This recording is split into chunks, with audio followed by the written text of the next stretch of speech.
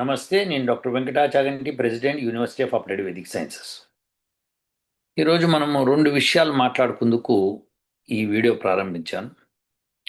Number 1, L నీనో. ఈ విషయము అనేక వార్తల్లో వస్తోంది.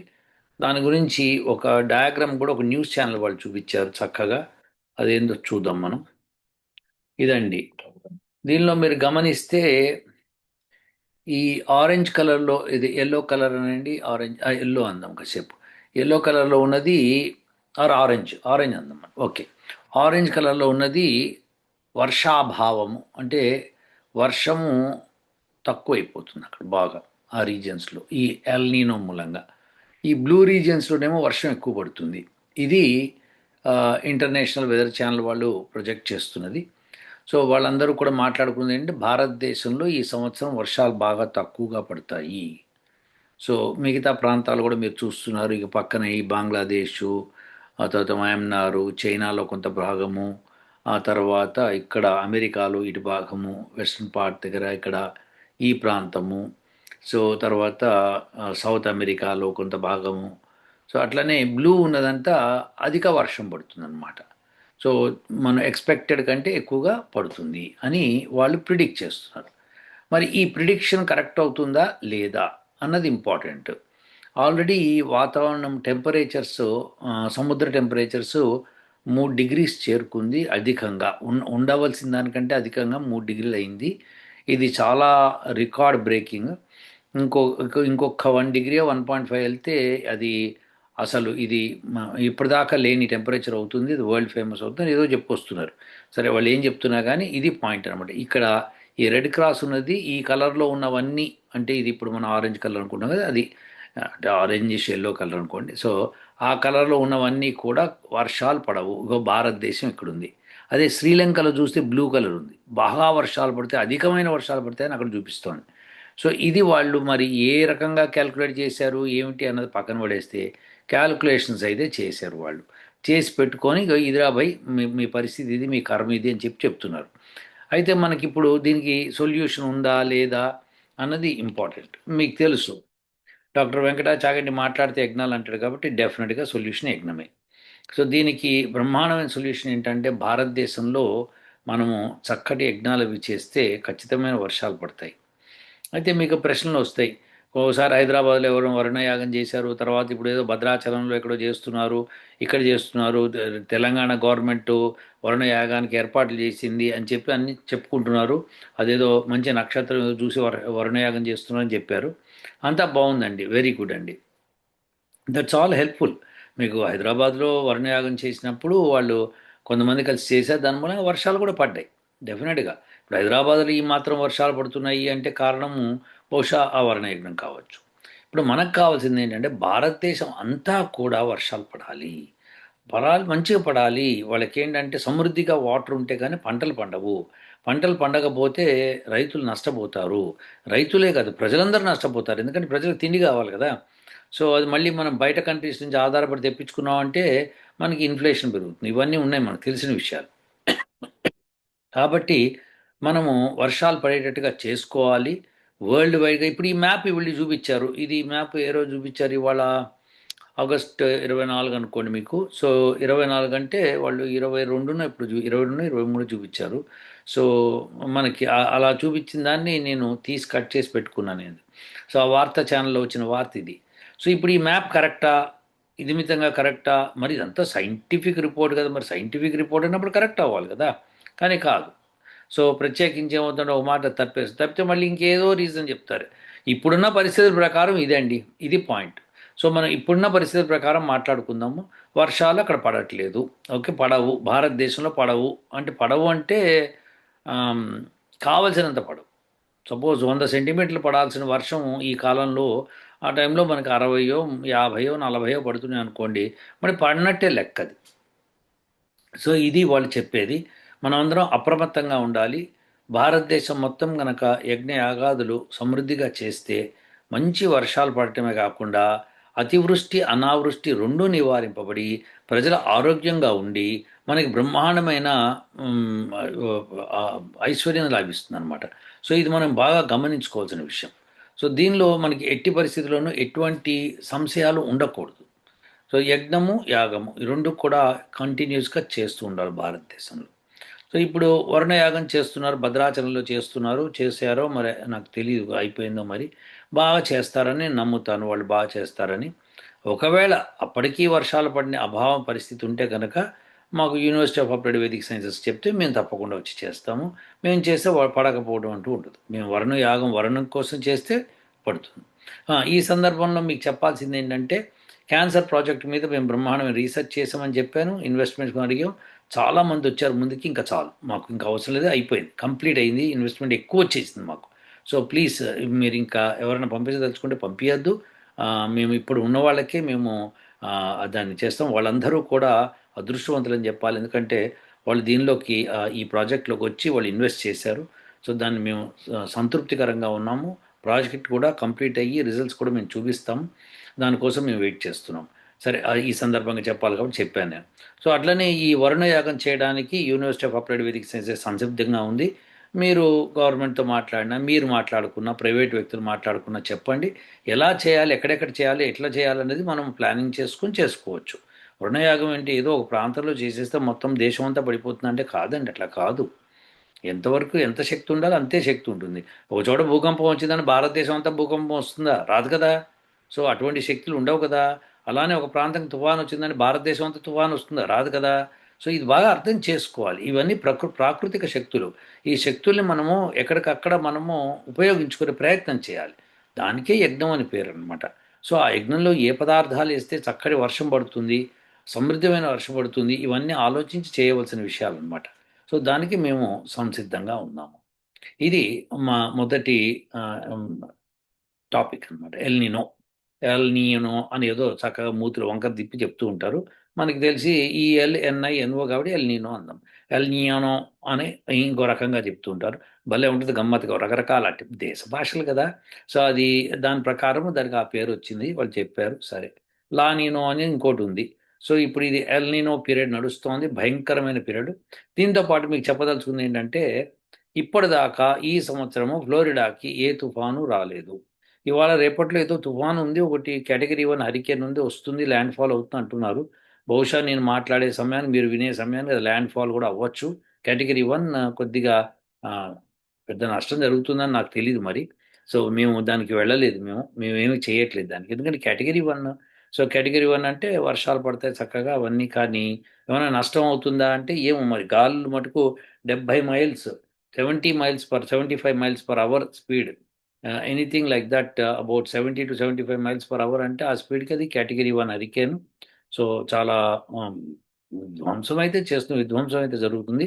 కానీ కేటగిరీ 3, కేటగిరీ 4, కేటగిరీ 5 దగ్గరే మేము వెళ్లి చేసామట. ఆ టైంలో అప్పుడు బ్రహ్మాండంగా నివారింపబడ్డాయి. చాలా మటుకు అది శక్తి పనిచేసింది. ఇప్పుడు కూడా వాళ్ళెవరిని ఇన్వైట్ చేస్తే మేము వెళ్ళేవాళ్ళం. కానీ ఎవరికీ కేటగిరీ 1 అంటే పట్టట్లేదు. సో అదనమాట విశేషం. సో మనమందరం కూడా మనం సంతోషించాలి. ఫ్లోరిడాకి తుఫాన్లు రాకుండా ఈ సంవత్సరం కూడా లాస్ట్ 1 ఇయర్ అంతా కాపాడబడింది. ఈ ఇయర్ కూడా కాపాడబడుతోంది. So we are very happy for that.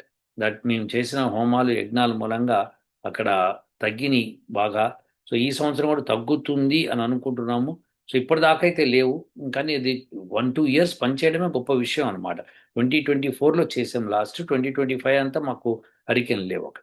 ఇప్పుడు 2026లో కొద్దిగా ఇప్పటిదాకా అయితే ఉంది. బ్రహ్మాండంగా ఉంది. ఇంకా ఫ్యూచర్‌లో తెలీదు. 1 ఇయర్ డెఫినిట్ అని గ్యారంటీ ఇస్తున్నాం. సో ఈ ఇయర్ కూడా అది పనిచేస్తోంది. We are happy. కానీ ఒక కేటగిరీ 1 హరికేన్ మటుకు ఇవాళ రేపట్లో తగులుతోందది. అది west Florida side pan handle అంటారు. దాని వైపు తగులుతోందని అన్నారు. చూడాలి. వెయిట్ చేసి చూడాలి ఎట్లా ఉంటుందో.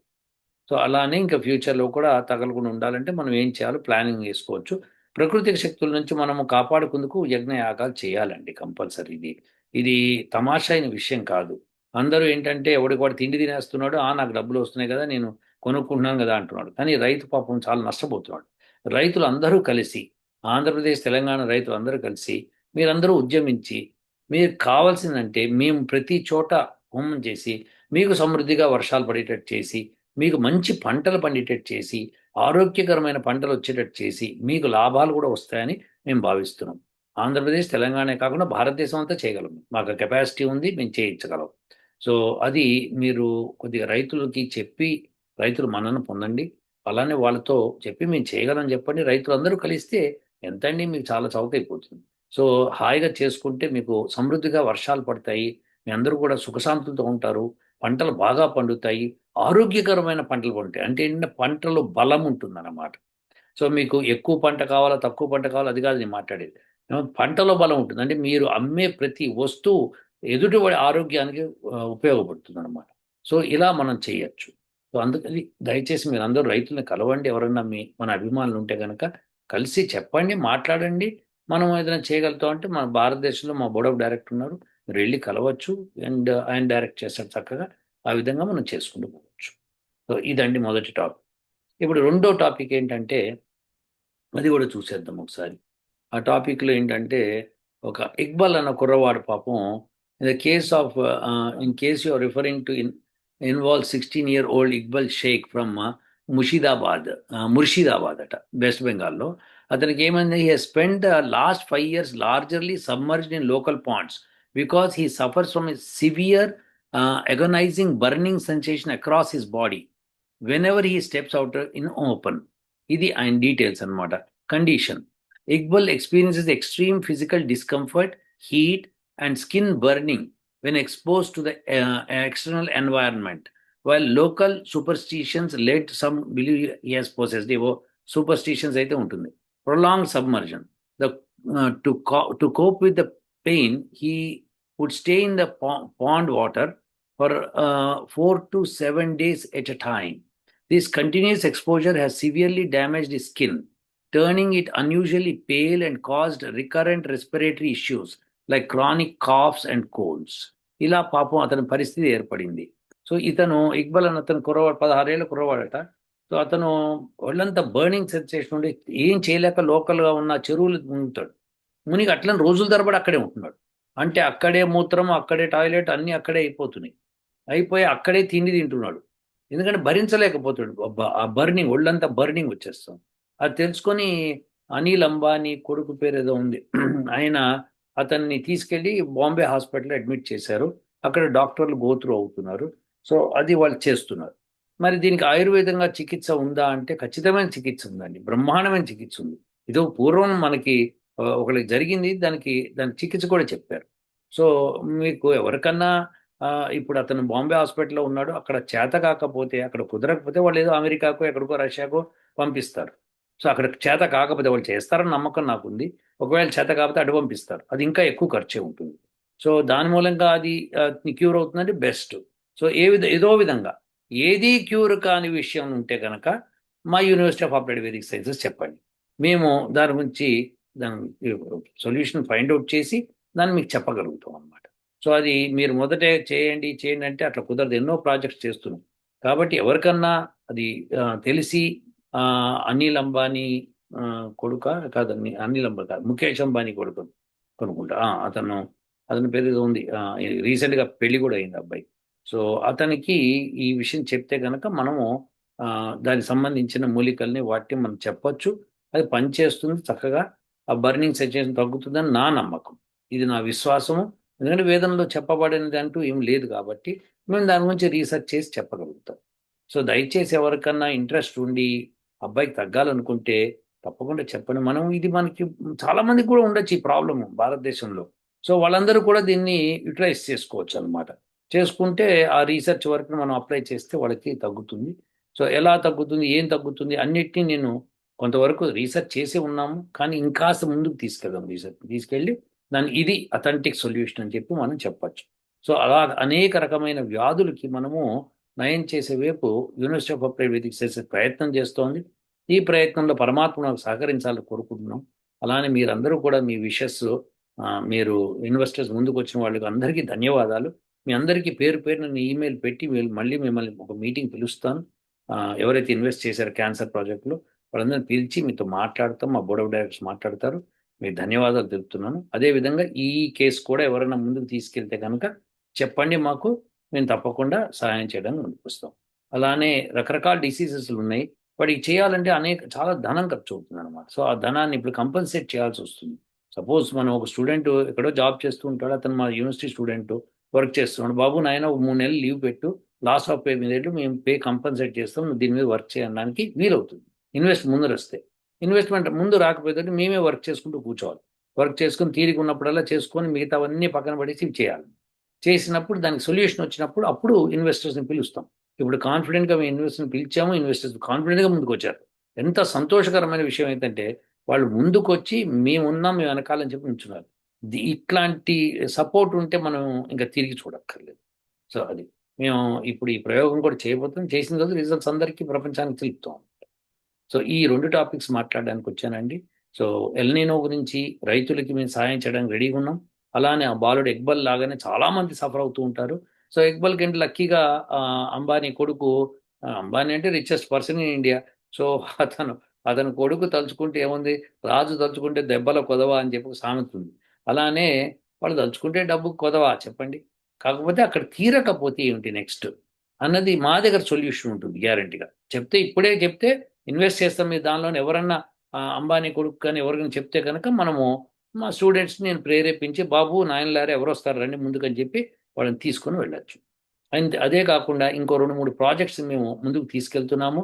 ఒకటి అందులో ఐడెక్స్ అంటే ఐడిఈఎక్స్ అని ఉంది ఒకటి. సో ఆ సంస్థ భారతదేశానికి సంబంధించింది, డిఫెన్స్కి సంబంధించిన దానిలో ప్రాజెక్ట్స్కి స్టార్టప్ కంపెనీ కింద మా వాళ్ళు ముందుకు తీసుకెళ్తారు దాన్ని. అలానే స్పేస్ రీసెర్చ్ గురించి నరేంద్ర మోడీ గారు చక్కగా మాట్లాడారు. మీరందరూ రండి, భారతదేశానికి రండి, మేము భారతదేశంలో మీకు అవకాశం ఇస్తాము, మీరు స్టార్టప్ స్టార్ట్ చేయొచ్చు, స్పేస్కి సంబంధించి ఏదైనా చేసి మాకు ఇస్తే మేము దాన్ని ఉపయోగించుకుంటాం అన్నారు. దానికి మా స్టూడెంట్స్ కూడా సిద్ధపడుతున్నారు. మేము ఆ ప్రాజెక్ట్ కూడా టేకప్ చేయబోతున్నాం. ఇదండి విశేషాలు. మళ్ళీ వచ్చే వీడియోతో కలుద్దాము. ఉంటానండి. ఓ